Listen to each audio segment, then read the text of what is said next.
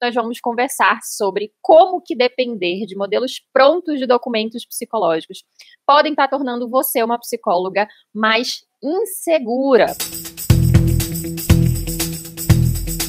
E se você não me conhece, meu nome é Marina Tavares. Eu sou psicóloga, eu trabalho com ética e legislação com foco para a prática da psicologia. E antes da gente começar nosso conteúdo da nossa conversa de hoje à noite, eu vou pedir para você compartilhar a nossa live de hoje com aquela psicóloga amiga sua, que inclusive, gente, não precisa ser só uma não, tá? Vocês podem compartilhar com 10, 20 amigas psicólogas que não tem problema nenhum. Chama para ser mais segura com você, para se preparar junto com você, para a gente conseguir aí melhorar a segurança profissional da nossa categoria de psicólogas, desse nosso Brasilzão maravilhoso, e que gasta muita energia achando que modelos de documentos prontos vai resolver e vai salvar a vida. Então, se você conhece alguém que fica o tempo todo procurando modelos de documentos, fica perdidinha quando o assunto é documentos psicológicos, compartilha a live, chama para cá, beleza?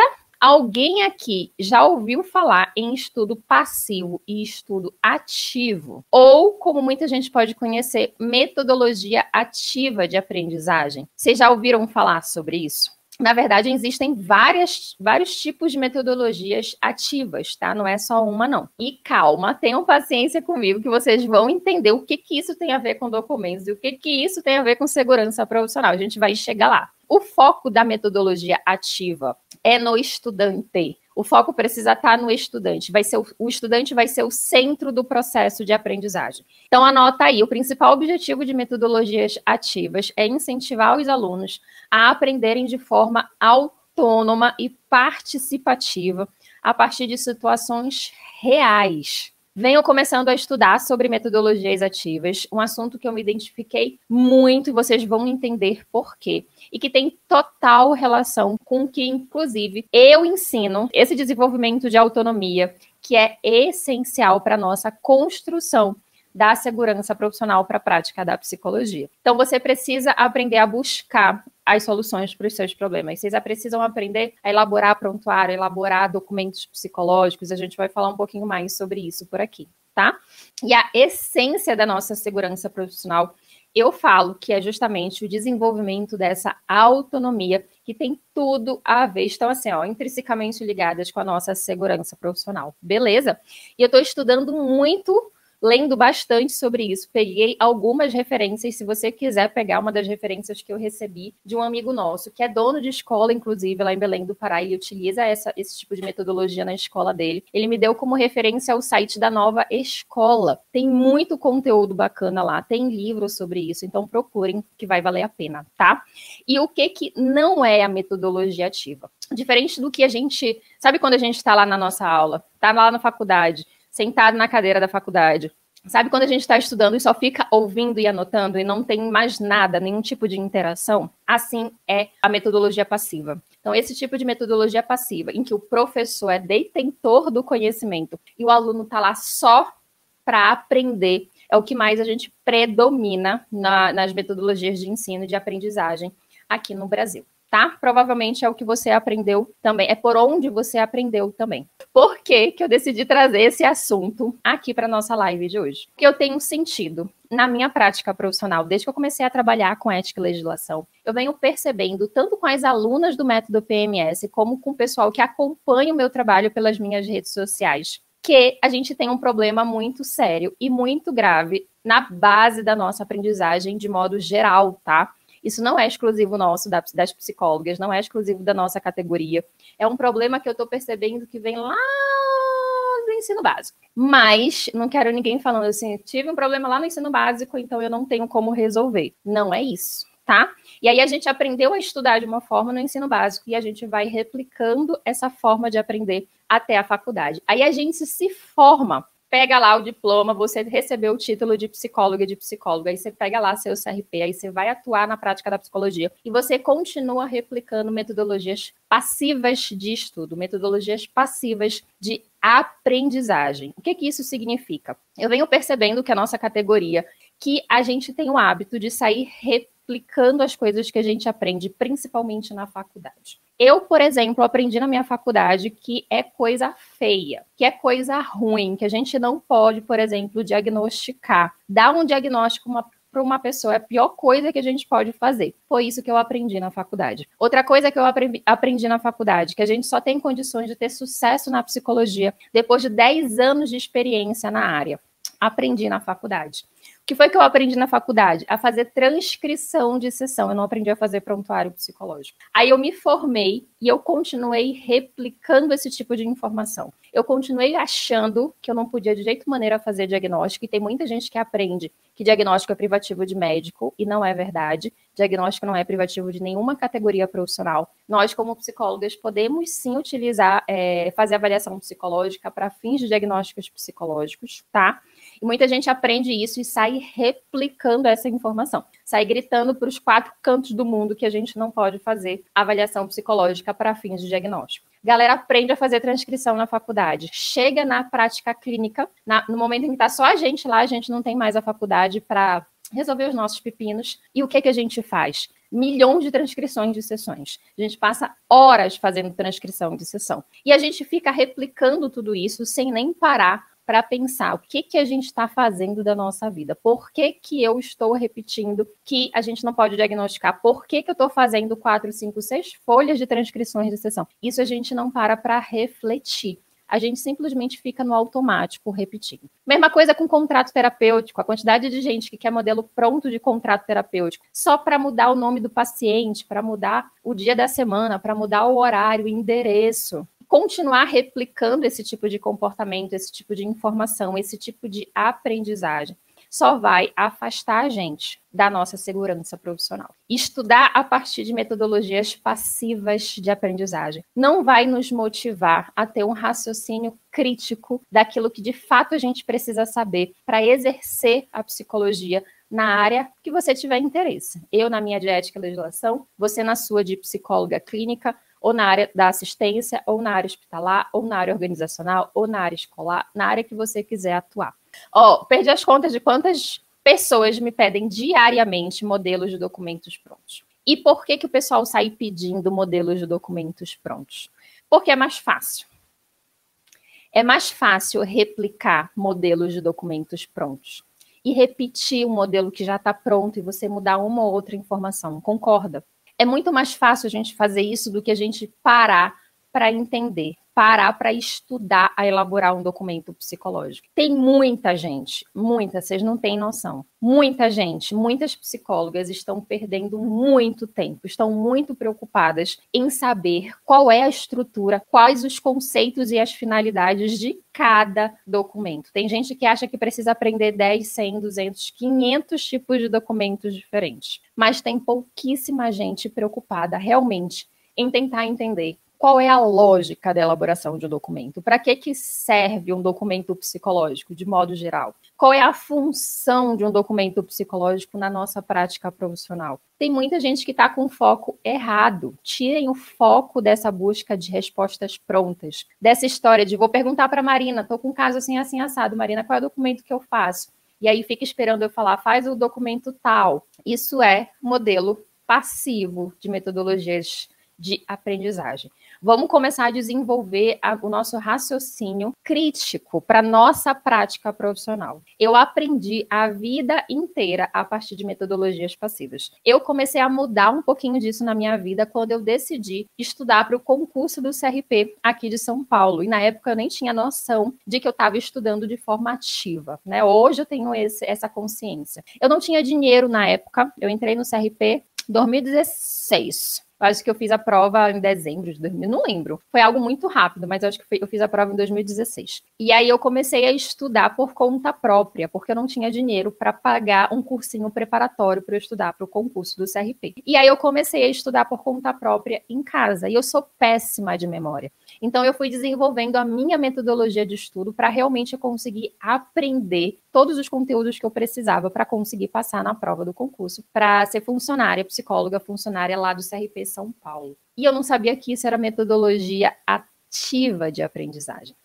Muitas alunas do método PNS, a maioria, para eu falar para vocês, a maioria das alunas do método PNS entra no método PNS do mesmo jeitinho que muita gente com certeza está aqui na nossa live de hoje. achando que precisa saber de todos os documentos que existem na face do universo, querendo saber todos os conceitos, todas as finalidades e quando que usa qual documento, sabe? Como se tivesse uma tabelinha falando, olha, quando você precisar fazer um parecer psicológico, você usa aqui, quando você precisar fazer um documento tal, você usa assim, assim, assim, assado. É assim que as minhas alunas chegam no método PMS. E algumas chegam para mim assim, Mari, eu tô com um caso tal e tal, assim, assado e cozido. Qual é o documento que eu uso? Isso é muito comum dentro do método PMS, tá? E ao longo dos estudos, ao longo do trajeto, do progresso delas dentro do método PMS, elas vão aprendendo que a gente precisa olhar documentos psicológicos de uma outra forma, que a gente não precisa conhecer todos os tipos de documentos psicológicos, que a gente precisa saber quais os documentos que, de fato, a gente precisa aprender a fazer e que vão fazer sentido para a nossa prática. Eu separei um passo a passo para ajudar você a pensar nos documentos e como que você pode começar a desenvolver esse raciocínio crítico para a sua prática profissional. Eu estou usando aqui documentos psicológicos como exemplo, tá? Mas já a gente vai trazer, eu vou trazer outros exemplos. E aí eu tenho algumas alunas também muito abençoadas. Elas chegam no método PMS achando que é só entrar no método PMS. E de vez em quando eu puxo a orelha delas, que eu acompanho todas as minhas alunas. Elas chegam no método PMS, aí elas acham que pronto, comprei o método PMS, sou aluna da Marina no método PMS. Já sei tudo por osmose de ética e legislação, já sei tudo que a Marina sabe de ética e legislação. E as criaturas não assistem às aulas. Aí chega um belo dia, elas me procuram, elas falam, Mari, tô com um caso assim assado, cozido, mas eu não sei qual o documento que eu vou elaborar. Qual o documento que eu faço? Elas também me fazem esse tipo de pergunta. Aí eu paro, eu vou lá na plataforma do método PMS, eu vou procurar o progresso dessa aluna. E geralmente, sabe o que eu encontro? A criatura não viu nenhuma aula do módulo que a gente tem no método só sobre documento psicológico. Acontece no método PMS isso também. Também tenho alunas assim. Eu comecei a perceber que a forma como eu interajo quando elas me chegam com esse tipo de demanda é a partir de uma metodologia ativa de aprendizagem. Então, ao invés de falar assim, olha, faz o documento tal, eu falo, olha, a gente tem aula tal e tal e tal, com isso, isso e isso, e é esse o raciocínio que você precisa desenvolver. E aí eu começo a ajudar a psicóloga, que é aluna do método, a desenvolver esse raciocínio para ela sozinha chegar na conclusão de qual é o documento que ela precisa elaborar. O método PMS, ele ainda está estruturado numa metodologia passiva de ensino. Mas eu estou estudando tanto que logo, logo eu vou conseguir colocar tudo que eu quero de metodologia ativa de aprendizagem, ver muita coisa nova aí para o método PMS. Então, como que eu posso, Marina de Deus, começar a desenvolver essa linha de raciocínio para questionar a minha prática profissional? Para conseguir construir a minha prática profissional a partir disso. Comecem a se questionar da prática de vocês. É simples assim. Ao invés de vocês saírem replicando as coisas, sem nem parar para perguntar, será que isso é verdade? Será que o que eu aprendi na faculdade realmente é isso? O que ainda é muito comum. São poucos os professores de faculdade que têm o conhecimento de ética e legislação. Na minha realidade, tá? Não estou dizendo que é sempre assim. Na minha faculdade, lá em Macapá, que é a minha cidade natal, me formei lá. Muitos dos professores da minha graduação eram só professores. Eles não exerciam a psicologia. Geralmente, é uma porcentagem muito pequena do número de professores que era professor e psicóloga, que exercia a prática da psicologia. Dar aula e não ter a experiência é um tipo de atuação profissional. Tanto que se você quer dar aula de psicologia, mas você não exerce, você não precisa ter CRP ativo, tá? É uma outra profissão. E a prática profissional é outra história. Então, a boa parte dos meus professores não tinham nem a experiência profissional, alvará o conhecimento de ética e legislação. Percebe a diferença? Tayana Moura dizendo que é de Macapá, ela vai entender meu alvará. Descobri que é de Macapá, gente. Do norte, vai. Tem gente de Belém que fala também, nem vem.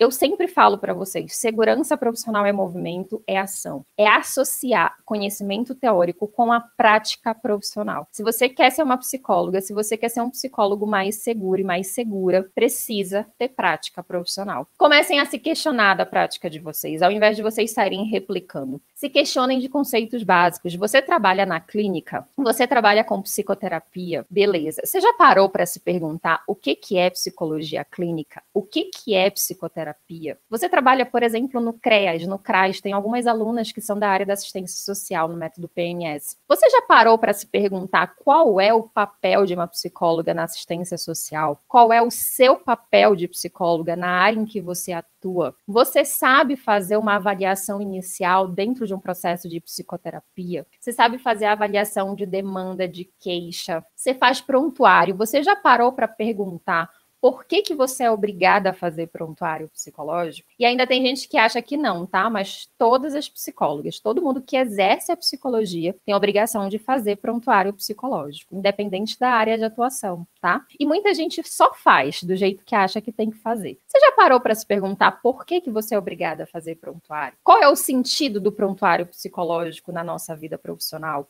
Qual é a função de um prontuário? Qual é a função de uma declaração? Qual é a função de um laudo? Vocês já pararam para se perguntar por que vocês precisam saber sobre elaboração de documentos? Qual é a função de um código de ética? Qual é a função do conselho de psicologia? Gente, isso é conceito básico, beleza?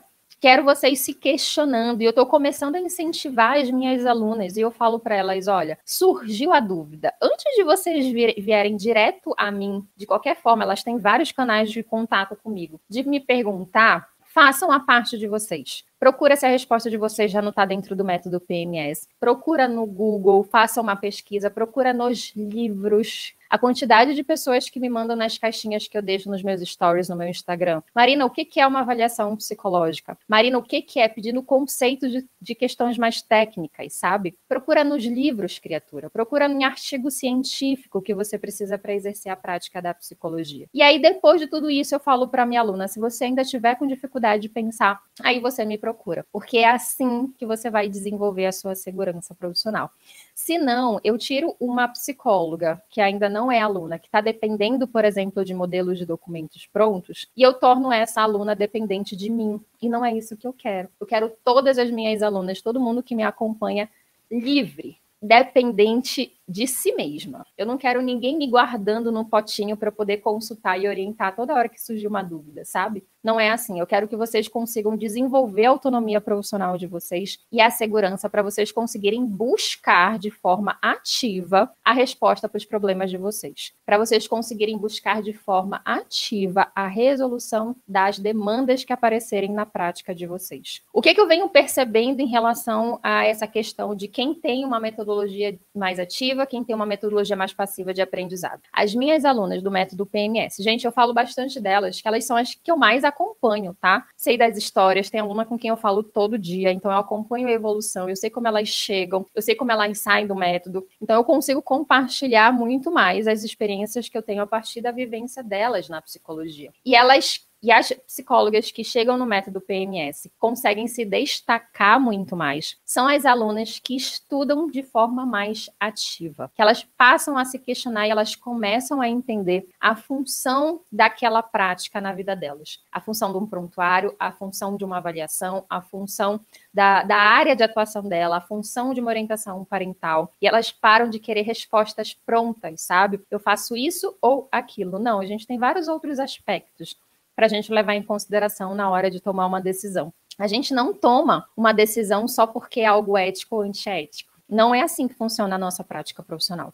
Eu sempre repito, se você vai contra alguma coisa que está prevista, por exemplo, no nosso código de ética, não necessariamente isso vai te tornar uma profissional antiética. E da mesma forma, garantir tudo que está previsto no nosso código de ética não necessariamente vai tornar você uma psicóloga ética. A gente sempre vai precisar avaliar os aspectos que nós precisamos levar em consideração para conseguir tomar uma decisão profissional. E se você não estiver segura do que você está fazendo, vai ser muito difícil você conseguir tomar uma decisão. Vai ser muito difícil você conseguir elaborar um documento. Sabe por quê? Documento psicológico, ele é um registro. Ele é uma sistematização da nossa conduta profissional. E aí eu estou percebendo que a maior dificuldade não é você saber qual é o documento, qual é o conceito, qual é a finalidade. Isso a gente encontra lá na resolução do federal, conceito e finalidade de declaração, de atestado, de relatório, de laudo, parecer, enfim. A maior dificuldade está na prática profissional. Tem psicóloga que está em psicoterapia que fala para mim, Marina, eu atendo há 12 anos e eu não sei avaliar qual é a demanda do meu paciente. Marina, eu não sei fazer o encaminhamento. Marina, eu não sei nem avaliar quando que meu paciente precisa de encaminhamento. Marina, eu trabalho com avaliação psicológica, eu não sei o que é um laudo. Eu não sei qual é a função de uma avaliação psicológica. Isso é gravíssimo, tá, gente? Isso é uma questão de ética.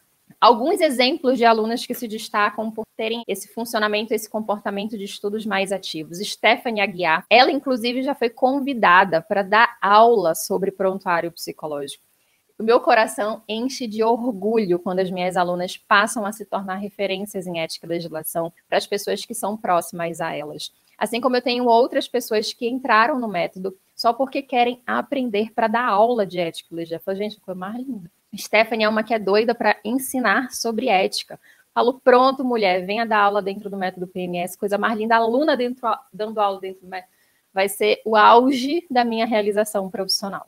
Priscila Bastos, ela chegou com algumas dúvidas bem específicas de prontuário psicológico para mim, mas ficou claro para mim que ela tinha entendido qual é a função de um prontuário. As dúvidas dela já tinham a ver com a personalização do prontuário, sabe?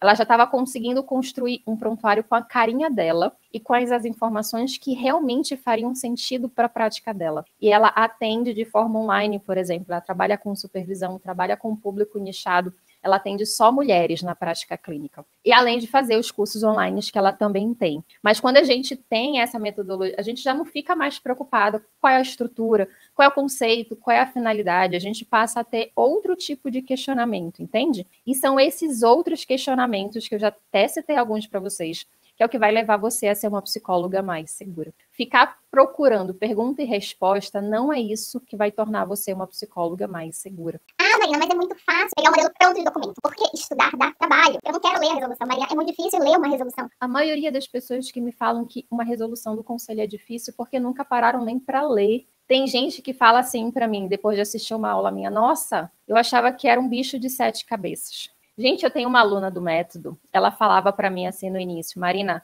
eu tinha pavor de prontuário psicológico. Vocês sabem o que é ter pavor de prontuário psicológico? E quando ela aprendeu, ela falou, caramba, é um negócio tão simples, é um negócio tão tranquilo de fazer, e por algum motivo, ela desenvolveu esse pavor de prontuário psicológico. Eu conheço pessoas que falam para mim, Marina, eu já pensei em desistir da psicologia, porque eu não dava conta de fazer transcrição de sessão. Até eu aprender que transcrição de sessão não é prontuário. Então comecem a se questionar, porque provavelmente você está fazendo alguma coisa que você não precisa fazer. Alguma coisa que você está replicando sem saber se de fato aquilo faz sentido para a sua prática profissional, sabe? Tem muita gente que me manda pergunta, querendo saber, elaborar um laudo psicológico do início ao final. Aí eu pergunto para a pessoa assim, você trabalha com avaliação psicológica estruturada? Ela não. Eu falo, vem cá, por que você quer aprender a fazer laudo? É como se você não trabalhasse com avaliação psicológica estruturada e você quisesse fazer uma pós-graduação de avaliação psicológica para não trabalhar com avaliação psicológica, entende? Olha o tempo que você vai investir em algo que você não vai usar na sua prática profissional. É isso que vocês precisam começar a se questionar. O que de fato eu preciso saber para exercer a minha profissão na área que eu escolhi? Quanto que vale para você exercer a psicologia sem medo do que você está fazendo? Sem tremer nas bases quando alguém te pede um documento psicológico. Quanto que vale para você? Vale você ficar em busca de modelos de documentos prontos? Vale você ter 10, 100, 200, 500 modelos de documentos prontos nas mãos e não fazer a menor ideia do que você vai fazer com eles? Não adianta. E ter esses modelos prontos é até perigoso, tá? Para você, que você vai estar fazendo um documento que você não faz a menor ideia do que você está fazendo, e você pode prejudicar até mesmo a outra pessoa. Muita gente procura, por exemplo, modelos de documentos prontos de forma gratuita no Google. Se você não sabe o que pode, o que não pode ir no documento, de acordo com a regulamentação do conselho, se você não consegue fazer um documento para o que realmente foi demandado, você encontra lá um modelo de laudo que está de acordo com a resolução antiga. Aí você vai fazer um documento completamente em desacordo com a regulamentação do conselho. E se você for questionada, se der algum problema, se o paciente te perguntar alguma coisa, você não vai fazer a menor ideia do que você fez. Isso vale a sua segurança profissional. Isso vale a sua paz de espírito de saber ou não saber o que você está de fato fazendo na sua prática profissional. Você prefere ficar repetindo as coisas, repetindo os modelos, repetindo o que a gente aprendeu na faculdade, que muitas vezes nem é, de fato, o que a gente utiliza na prática, sem aprender, de fato, a desenvolver esse seu raciocínio crítico para você desenvolver a sua autonomia profissional, para você conseguir elaborar os seus próprios documentos, para você conseguir sozinha definir e analisar qual é o documento adequado, o que eu posso fazer quando alguém me pede cópia de um prontuário psicológico, quando quebrar e quando não quebrar sigilo profissional. Isso tudo a gente não encontra em resolução, em legislação, em regulamentação. Isso tudo a gente não encontra facilmente de forma, sei lá, no Google. Você dá um Google, quando quebrar e quando não quebrar. Vão aparecer o geral. Aí o caso que você tem não é o geral. E aí, o que você vai fazer? A escolha, no final das contas, vai ser sua, tá? Como é que eu vou aprender para que serve todos os documentos? Quero porque eu quero aprender todos os documentos. Você não precisa. Você não precisa saber elaborar um laudo psicológico do início ao final se você não trabalha com avaliação psicológica. Dependendo da sua área de serviço, da sua área de atuação, você vai precisar ter alguns conhecimentos mais específicos. E o passo a passo vai ter a ver com isso. E quero vocês anotando para vocês se questionarem e observarem a prática de vocês, tá? Um jeito muito errado da gente continuar, por exemplo, fazendo uso aí desses modelos prontos. Continuar tendo condutas passivas. Continuar atuando sem se questionar.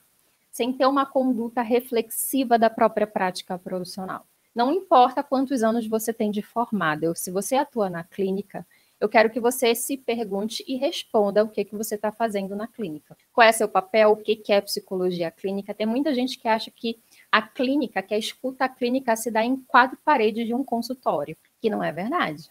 A gente pode fazer uma escuta clínica em qualquer tipo de instituição, em qualquer lugar.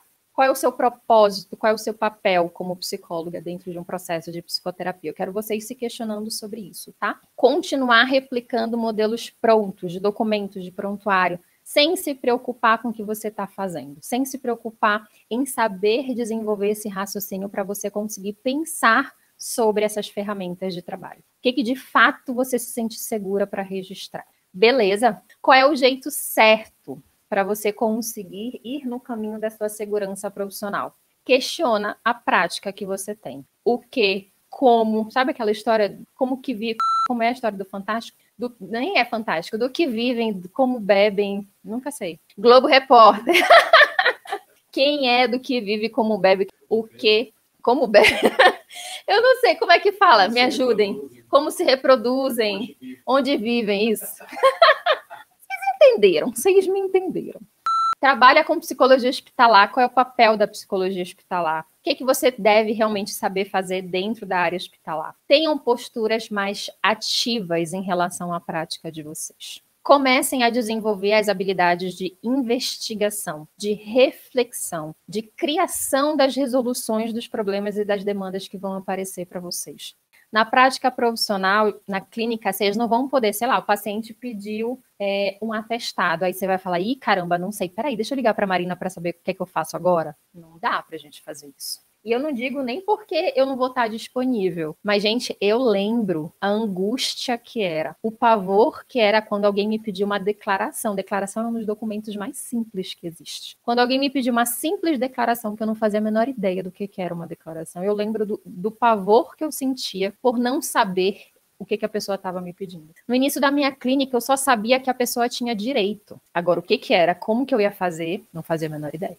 E aí, como que eu vou ter a cara de pau de falar para minha paciente, falar, olha, colega, eu sei que você tem direito a uma declaração, mas eu não sei fazer. Porque também é difícil a gente conseguir, diante ali de um paciente, de um cliente, falar isso, né? Algo que, a priori, eu deveria saber fazer e eu não sei fazer. Não deixe o seu primeiro paciente pedir para você uma declaração, pedir para você um documento, para depois aprender a fazer, sabe? Pior ainda, não façam se vocês não sabem, para depois saber se fizeram certo. Tem muita gente que chega em relação a documento, chega para mim e fala assim, Marina, aconteceu o caso nenené, e o documento que eu fiz é esse, tá certo? Eu falo, não. Falei, Marina, já entreguei. E aí, o que é que eu faço? Eu falo, ó, ou você reza para não dar problema nenhum, ou você vai ter que pedir o documento de volta para refazer. Aí a escolha vai ser sua. Geralmente as psicólogas não têm coragem de pedir de volta, porque vai pedir de volta para quê, né? A gente é tão insegura que a gente tem dificuldade de falar, olha, fulano, você pode me devolver o documento que eu fiz de forma inadequada, eu preciso fazer umas adequações e depois eu te entrego de novo. A nossa insegurança é tão forte que nem um pedido de desculpas para a pessoa devolver o documento a gente consegue, por exemplo. Que a nossa insegurança é tão forte que quando alguém pede para a gente profissionalmente falando alguma coisa que a gente não sabe fazer, são poucas as pessoas que conseguem falar, olha, eu não sei essa informação, eu vou me informar, vou verificar direitinho o que é que eu posso fazer. Na próxima sessão a gente pode conversar sobre isso. Por isso que muita gente acaba dizendo, tá bom, vou fazer o documento, tá bom, vou te entregar o prontuário de qualquer forma. E aí muitas vezes não faz a menor ideia do que vai fazer. Então comecem a se questionar sobre essas questões da prática de vocês, tá? Papel e caneta na mão para vocês anotarem, vamos para o passo a passo. Eu vou dar um exemplo para vocês de prática clínica, mas eu não quero vocês só pensando para a prática clínica. Se coloque no exemplo. Se você é da psicologia escolar, tenta pensar nos exemplos que eu vou dar para a prática clínica, incluindo a sua área. Então, o exemplo que eu vou dar é para uma área específica, mas você vai associar com a sua realidade de trabalho, beleza? Vamos supor, então você quer trabalhar com psicoterapia, você quer trabalhar na área clínica. Além de estudar métodos e técnicas que tenham a ver com a psicoterapia, além de você ter uma abordagem psicoterapêutica que vai guiar o teu trabalho, conversa com as outras psicólogas que você conhece que já atuam na clínica, para saber qual é a realidade da psicologia clínica, para saber de fato o que acontece na psicologia clínica, para você começar a ter contato com a realidade daquela área, entende? Então, procura saber qual é a realidade da área em que você vai atuar. Por exemplo, mesmo que você não tenha pacientes, mesmo que você não tenha clientes, tenta participar de grupos de supervisão,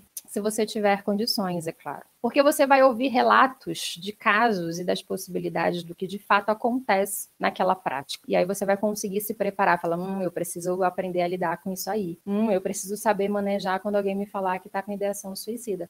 A pessoa pediu prontuário, eu preciso saber... Você vai tendo contato com a realidade daquela área de atuação. Beleza? O que você precisa estudar? Você precisa fazer um planejamento do que você precisa saber para atuar. Uma técnica de planejamento que eu aprendi que funciona muito para mim, aprendi com a Flor de Mim, não sei se alguém conhece aqui o Instagram dela, maravilhoso, Yasmin. Tem um momento de despejo, eu começo a fazer um despejo toda semana. Antes de começar o planejamento da minha semana, eu jogo num papel tudo o que eu preciso fazer naquela semana, sabe? Para dar uma esvaziada na mente e para eu ter uma visão geral do que eu realmente preciso fazer. Fazer de acordo com o quê? Nossas metas, com os nossos planos, para aquilo que a gente está planejando ali, por exemplo, para 2021. Façam a mesma coisa para a área de atuação de vocês. Quer trabalhar na clínica? Faz um despejo de informação. Tudo que você acha que você precisa aprender para ser uma psicóloga mais segura na área clínica.